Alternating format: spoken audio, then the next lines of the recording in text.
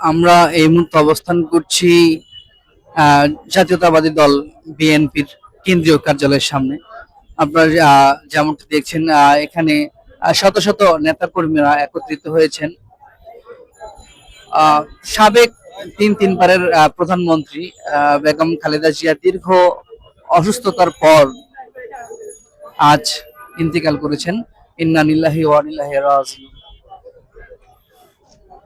আপনারা দেখছেন এখানে বিভিন্ন নেতাকর্মীরা আজ কান্না জর্জরিত কণ্ঠে কথা বলছেন এবং দোয়া চাচ্ছেন।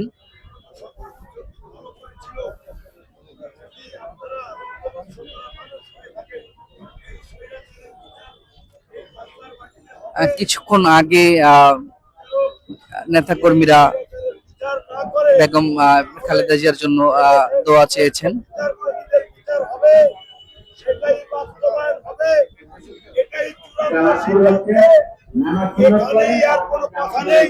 কারণ মা বেগম খালেদা জিয়াকে যিনি না থাকলে হয়তোবা বাংলাদেশ স্বাধীন হতো না।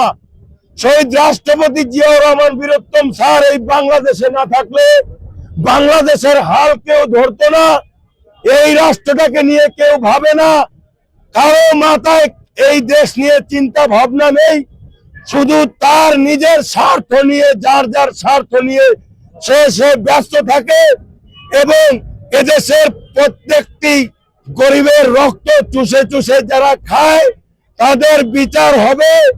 মা বেগম খালেদা জিয়াকে যারা হত্যা করেছে, প্রকাশ্য দিবালোকে যারা এইভাবে যন্ত্রণা দিয়ে দিয়ে তিল তিল করে শেষ করেছে, তাদের বিচার হতে হবে। যদি তাদের বিচার না করেন, আমাদের তারেক রহমান স্যার আগামীতে রাষ্ট্র প্রেসিডেন্ট হবেন।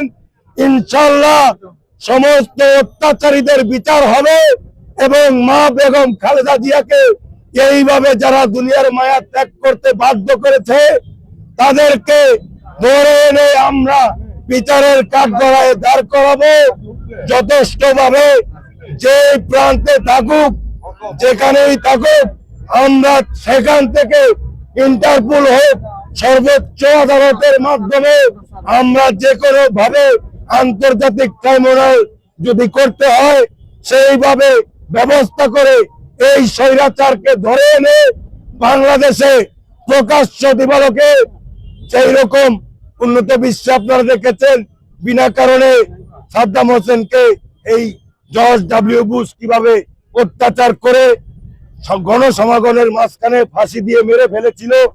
তারপরে যে জনগণ ক্ষিপ্ত হয়ে গাদ্দাফিকে যেরকম মেরে ফেলেছিল, এই কুলাঙ্গারকে এইভাবে মেরে ফেলা উচিত ছিল।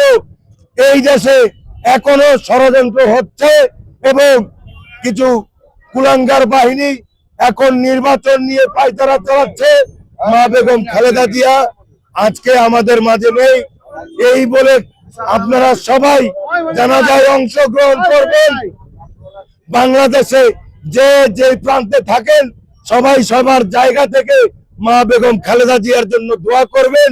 মা বেগম খালেদা জিয়া যেন জান্নাতের উচ্চ মোকাম পায় এবং এই স্বৈরাচারের বিচার যেন বাংলাদেশের মাটিতে হয়, সেই দোয়া কামনা করছি এবং সর্বোচ্চ আদালতের কাছে সর্বোচ্চ বিচারের দাবি জানাচ্ছি। এই জাতীয় কুলাঙ্গারকে ধরে এনে নির্মম ভাবে জনগণের সামনে ফাঁসি দিতে হবে। যারা কিছুদিন আগে হাদিকে মেরে ফেলেছে, হাদি ছিল এই বাংলাদেশের একটি আন্দোলন যোদ্ধা।